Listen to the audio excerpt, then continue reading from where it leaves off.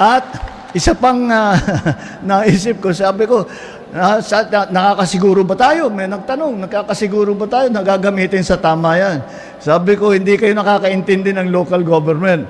Ang local government, hindi kayang gawin yung ginawa sa mga flood control na yan. Hindi pwede, dahil pag hindi magandang trabaho, kahit pinupuntahan tayo sa bahay, kakatukin kayo ng mga alas 2, alas 3 ng umaga, bakit ang pangit ng ginawa ninyo? Bakit ganito? Bakit yung ganyan? Wala pa. Bakit yung pinangako ninyo? Wala pa. Kaya meron tayong nagbabantay. In other words, lahat ng inyong constituent. Kaya malakas ang loob ko na magiging maayos itong programa ito at ang magbibigay kung anuman ang benepisyong binibigay ng national government, basta't idaan sa local government, ay alam ko na tiyak na mabilis lalabas at tama ang pupuntahan. Ang pangalawang programa, yung para naman sa barangay. Ito yung tinatawag namin Socio-Civic Development Program, SCDP. Ang Social Civic Development Program, itong ginawa po natin, ay may pondo ang national government ulit. Naiisip ko ulit ang sitwasyon ng ating mga barangay. Bigyan na natin yung barangay para meron din silang hawak na pera. And ang ginawa natin, all the barangays, lahat ng barangay sa buong Pilipinas, binigyan natin ng tig 200,000 pesos. Yung 200,000 na yan, ang hiningi lang natin sa ating mga barangay opisyal, ako sa kanila, yung kalahati, basta't gamitin ninyo para sa ating mga kumuha tayo ng scholar. So sa 200,000, 100,000 dyan ay gagamitin para tulungan ang mga scholar na pipiliin ng barangay. At sila ay tinatawag ngayon, sila ang naging presidential scholar. Yan yun yung orientation kanina sa labas. Yan po ang mga presidential scholar natin. So, sabi ko, mamili kayo, bawat barangay, mamili kayo ng 5 para na gagawin nating scholar, na tutulungan natin. At yung 5 na yon magkakatanggap ng tig 20,000 at ito ay gagamitin nila para sa kanilang pag-aaral at para makapagtapos sila. At hiningi ko lang sa mga barangay official, piliin ninyo yung mga magtatapos na pero delikado, baka hindi makapagtapos dahil kulang sa pambayad, kailangan magtrabaho, kung ano man ang dahilan. So mamili kayo para matapos nila ang kanilang pag-aaral dahil napaka-importante niyan. Kaya yan ang ating ginawa sa Socio-Civic Development Program. Yung natirang 100,000 ay nasa sa inyo na yun kung saan yung gagamitin. Dahil malakas ang paniwala ko na, at alam ko namang totoo ito, walang nakakaalam sa problema sa isang barangay kung hindi ang mga barangay official. Dahil hindi mo naman pwede sabihin, maraming common problems.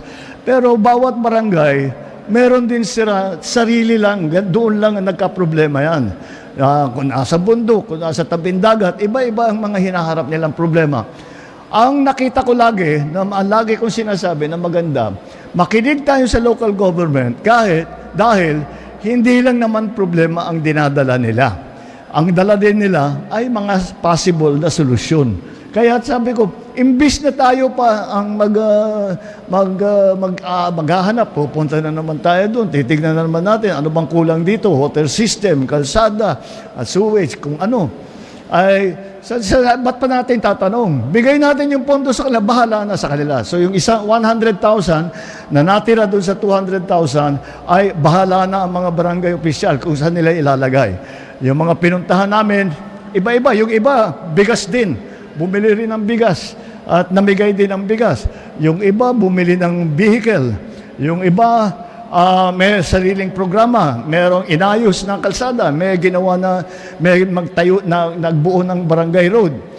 Kaya yan po ay ang pagkakaisa at pagkokoordinasyon ng national at saka local government.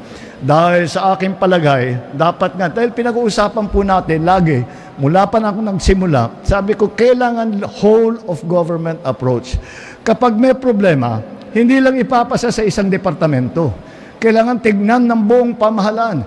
paano natin aayusin ito? Kadalasan, ang problema, pagka nasa national ka, ang mga problema, hindi kayang ayusin ng isang department lang. Kailangan magtulungan. Kaya sabi ko, isama na natin, hindi lang mga iba't ibang department, isama na natin yung mga local government. At ako'y nakakatiyak, basta tuloy-tuloy ang maganda na koordinasyon natin, magandang pag-uugnay ng national at saka local, marami tayong gagawin. Kaya, itong yung pondo na yan, itong LGSF, at saka yung Socio-Civic Development Program, ay sinasabi ko sa ating mga leader, ay ayusin natin, gawin natin na maganda ito, at kung maayos at maganda ang resulta nitong programa nito dito sa 2026, titiyakin ko na sa 2027, mas malaki pa ang maibibigay natin para sa ating mga kababayan. Kaya po, patuloy lang po at tinitignan po natin, alam naman natin na mula nung nagkagera sa Iran, sa Middle East, ang daming naging problema, nagtaasan ng presyo, medyo nagbababa na ng kaunti, pero kahit papano, meron pa rin naghihirap. Kaya asahan ninyo, andito ang inyong pamahalaan, nandito kami lahat, at kami ay hindi lang nag-uutos sa inyo kung ano yung gagawin ninyo. Kami ay nakikinig din sa inyo kung ano ang pangangailangan ninyo. Kaya pagka meron kayo talagang problema, ay wag kayo magdalawang isip. Lumapit kayo sa mga local government official. Lumapit kayo sa mga national agency kung anong pangangailangan. Kung kayang gawin ng ating pamahalaan, alam ko sa lokal, kung kaya nilang gagawin. Kami naman sa national, kapag meron kayong lilapit sa amin na kaya naming ayusin, kung akaya natin gawin, asahan ninyo na gagawin natin yan. Hanggat maaari, kami ay gagawin namin lahat para tulungan kayo. Asahan ninyo, laging nandito, laging kasama ninyo, laging katabi ninyo ang inyong pamahalaan. Hindi kayo kinakalimutan, hindi kayo binabaliwala, kung hindi kayo ang gitna, kayo ang sentro ng lahat ng aming ginagawa.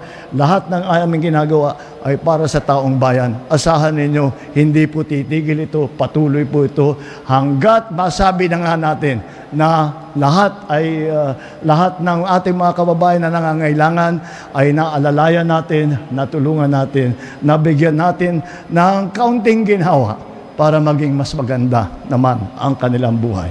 Yun lang po. Ito po ang ating dalawang programa. Maraming salamat sa inyong pagdating. Magandang umaga po sa inyong lahat.